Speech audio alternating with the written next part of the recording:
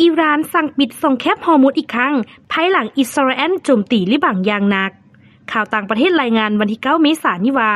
สถานการณ์ในตะวันออกกลางกลับมามีท่าเอียงวิกฤตขึ้นอีกครั้งภายหลังทางการอิหร่านประกาศระงับการเดินเรือบรรทุกน้ำมันผ่านส่งแคบฮอร์มุซเพื่อตอบโต้ที่กองทัพอิสราเอลเปิดการโจมตีนครหลวงเบรุตประเทศลิบังอย่างรุนแรงเฮ็ดให้มีผู้เสียชีวิตแล้วหลายกว่า180 คน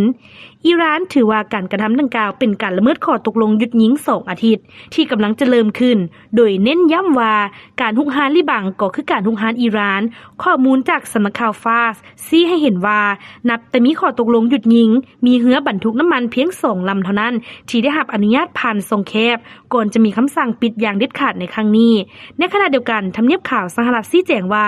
ลิบังบ่ได้ถูกรวมอยู่ในข้อตกลงหยุดยิงระหว่างสหรัฐอเมริกาและอิหร่านถึงอย่างใดก็ตามอิหร่านได้กล่าวว่าจะถอนตัวออกจากข้อตกลงหยุดยิงทั้งหมดหากอิสราเอลยังบ่ยุติการปฏิบัติการทางทหาร